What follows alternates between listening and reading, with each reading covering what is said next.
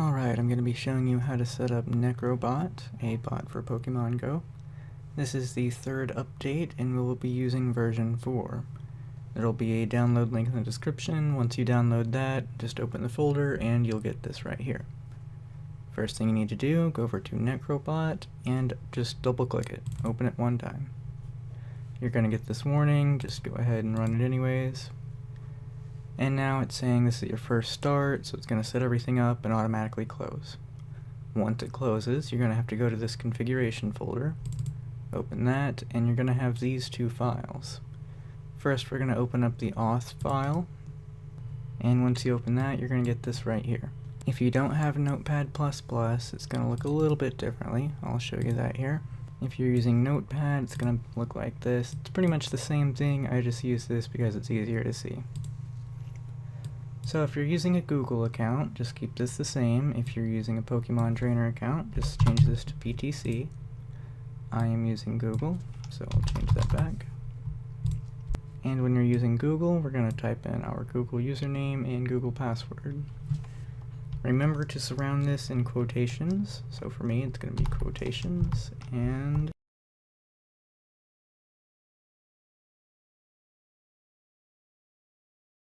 okay, so obviously I'm blurring out my email, but it's going to be this right here. It's just going to be your email with quotations on either side. And your password is going to be the same thing. And if you're using a Pokemon Trainer, instead of filling out these two, you're going to fill out these two. Same way. Quotations around it, and just add it right there instead of null. So go ahead and save that. Next we're going to go over to the config.json file. Open this one. Now a lot of these settings are going to be pretty self-explanatory, but some of them aren't as much, so I'll go over these. Amount of Pokemon to display on start. When you first open the program, it's going to display 10 of each of your Pokemon. It's going to show the 10 highest combat power and the 10 highest IV Pokemon. If you want to see it, you can keep it on. If not, you might as well remove it. I'll just keep it on for now. If you want this to automatically level up your Pokemon, you can set this to true, and there's more settings for that down below. I like to keep this to false, that way I can choose what I spend my Stardust on. That's up to you. Auto update, I would highly recommend keeping this to true. For your default altitude, latitude, and longitude, by default this is going to set you up in Central Park, New York. If you want to change that, there's a website here you can go to. You can just type in where you want to go, let's say Washington, D.C., get GPS coordinates, and there you go. You have your latitude and your longitude. So you'll just fill that in here. Delay between player actions and delay between Pokemon catch. These are just values that determines how long the bot waits in between doing things, because in real life you can't catch 50 Pokemon in 2 seconds. That's just unreasonable. So this helps you stop from getting banned. Dump Pokemon stats. If you want to see the stats of everything you catch, you can set this to true and it'll show it in the command window. I like to keep it as false because it really doesn't matter. The bot's going to take care of all of it. The evolve above IV value. If you catch, say, an Eevee who has an IV value of 95, it's going to go ahead and evolve it. If it's at 94, it won't evolve it. Now if you don't know what the IV value is, I'll put a link in the description to kind of explain it a bit better. But there's combat power and there's IV. Combat power is how strong a Pokemon is right now. Your IV percentage shows how strong your Pokemon can get. Back to an Eevee with 50% IV might only be able to go up to 400 combat power. An Eevee with 70% IV might go all the way up to 600 combat power. So I would recommend keeping this at least 85, higher if you're like me, but it's up to you. And next we have evolve all Pokemon above IV. This is if you want to go ahead and use this. I'm going to set this to true, so if I catch anything that's 95 or above, it's going to go ahead and evolve it. And evolve all Pokemon with enough candy. If you have enough candy to evolve your Pokemon, do you want it to do it? Say no if you're wanting to save this for a really good Pokemon. Put true if you want as much EXP as possible. I keep it at true just because I want a lot of experience. GPX file, if you use GPS pathing, this will let you set up your own custom destinations for the bot to go to. You can save one of those and paste it here and it'll use that. I personally don't use it, but that's up to you. Item recycle filter. A lot of people complain saying that this bot throws away a whole bunch of their items. This right here is what chooses that. For example, you might only want the bot to keep 20 lucky eggs. Go down here, change this value to 20. If you get 21 lucky eggs, it's going to throw away one of them, that way you're back at 20. I would recommend just keeping all of this as default unless you have a specific reason to change it. Keep minimum CP. If you catch a Pokemon that has 20 CP, well, 20 is obviously below 1000, so it's going to go ahead and transfer it. If you could catch a Pokemon that is 15, it's still going to throw it away. If you catch a Pokemon that has 2000 CP, well, that's above this value, so it's going to keep it. The keep minimum duplicate Pokemon, this is set to 1, so if you catch, for example, an Eevee, and you have 3 of them, it's always going to keep one of them no matter what. Even if it's the weakest Pokemon in the game, it's always going to keep at least one of them. Keep minimum IV percentage. This is kind of like the one above. If it's below this value, it's going to transfer it, unless it's the last one left because of this.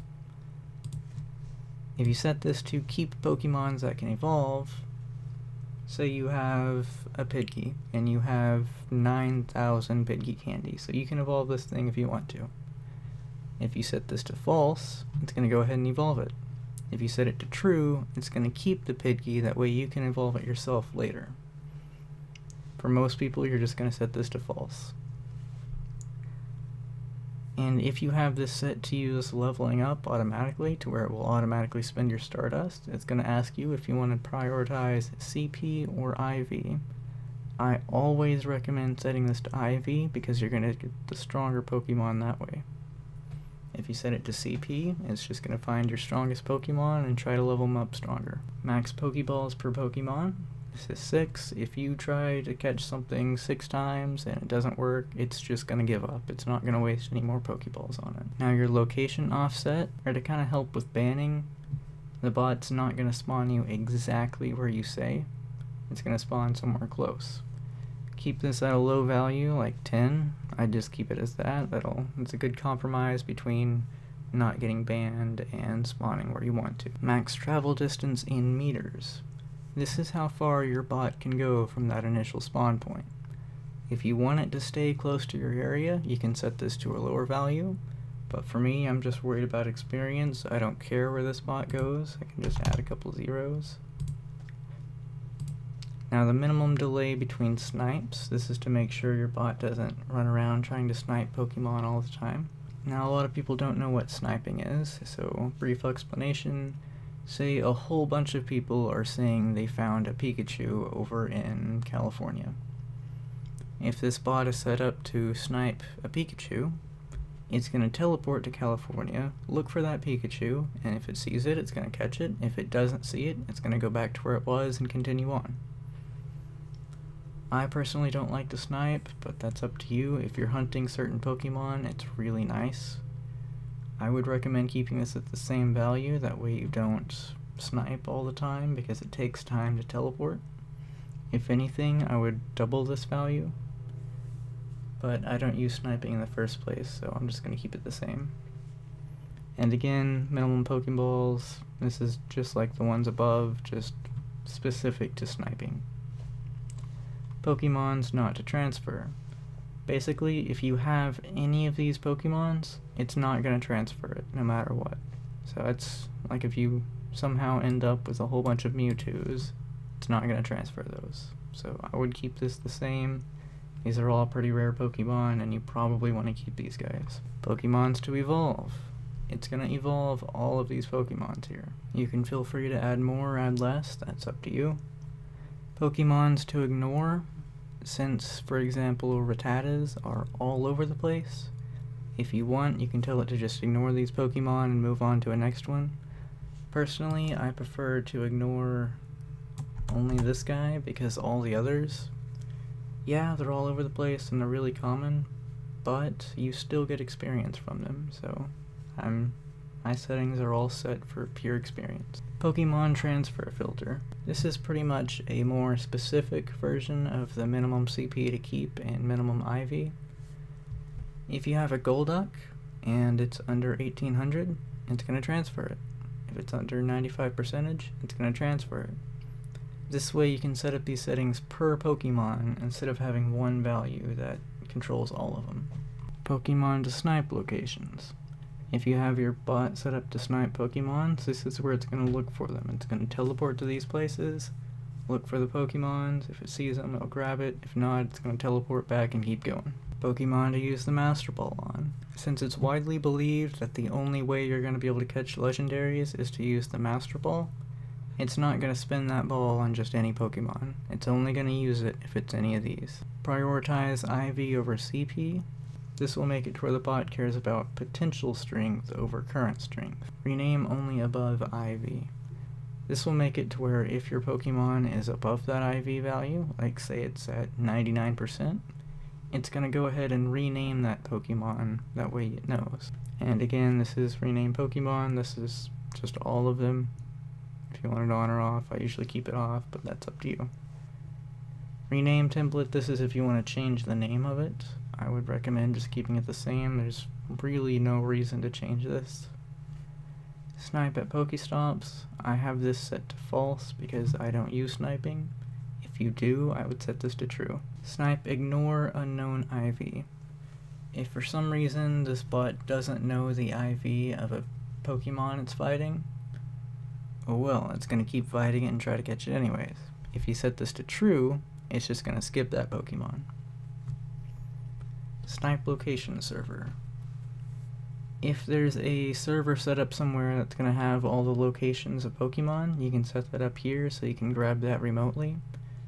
If you don't have a server set up, or you don't know anyone that does, just keep this at localhost and don't change the server port. Startup welcome delay. When you first open the spot, it's going to say, hey, these are your coordinates, make sure these are right, and then press the button to continue. I would turn this off as long as you're 100% true that you're using the right coordinates. If something goes wrong and the bot ends up restarting, if you have this set to false, it's just going to restart and keep going like normal. If you have this on true, the bot's just going to stop. It's not going to keep going. And of course we have total amount of each items to keep. You can set this higher if you want it to keep more, but like I said, with pretty much everything here, most of this, just keep it the way it is.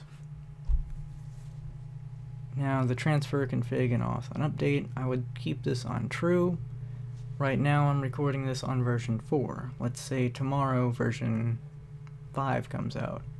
If you set this to true, it's going to copy this whole configuration file and paste it on the new one, that way we don't have to go through this long process again. Transfer duplicate Pokemon, of course you want to set this to true, this is how you get your candies. If you have 15 Rattatas, it's going to transfer 14 of them for candy. Translation language code, you can go to the GitHub to find more. EN is for English, of course, ES, Spanish, you know the drill. You can change this depending on what language you use. If you're choosing the upgrade Pokemon option, it's going to have to be at least these CP and these IV before it's going to upgrade it. If it's anything lower than that, it's just going to ignore it. Use egg incubators. If you set this to true, it's going to automatically handle your egg hatching for you. If you set it to false, it won't. Use GPS pathing. Again, like I said before, this is false, it's just going to go on its own. If it's true, it's going to use your custom path. Use Great Ball above CP. If the Pokemon's combat power is above this value, it's going to use a Great Ball instead of a normal ball. Now the use Lucky Eggs, minimum amount, and while evolving, I like to set this to true. That way you get twice as much experience from evolving Pokemon. And this will make sure that if you can't use it at least 30 times, it's not going to waste your egg. That way you don't use a lucky egg just to evolve one Pokemon. That's a big waste. Now this right here, use a Master Ball above CP 1500. This will help make sure that you catch the really high level Pokemon. Use Pokemon not to catch filter. If you set this to true, all the Pokemon you set up here for it to ignore, it'll ignore them. If it's on false, it's just going to catch everything. Use Snipe Location Server. If you set this up here, then you're going to have to set this to true, otherwise keep it false. Again, this is just the other value above. Set it if you want to use that or not. I don't use sniping, so I keep it to false. And here, if their CP is above 1000, it's going to use an Ultra Ball instead of a normal ball or Great Ball. Walking speed in kilometers per hour. By default, this is 15, which is great for catching eggs, but I usually change this to 45, that way I can get more experience. Don't change this too high, because that's how you get banned, but 45 seems to work for me. The WebSocket port, if you have something else that's interfacing with this bot, you can use that port there. You might need to change it if you're running more than one bot, but if you don't know what this value is, just keep it the same. You don't need it. So now that we've set this up the way we like it, just hit save, go back here and double click on necrobot.exe. Now as you can see, it's saying, hey, you've logged in, you're playing as this character, it's going to show your top strongest Pokemon, and then it's going to get to work. Now of course I'm going to have to blur some of this out because my trainer name is on there and so is my email, but basically you can see how it works. If you have any questions, feel free to put them in the comments below. Another place you can check for help is the Hack Forums thread, which I'll have below, and there's also a Discord chat set up for the devs.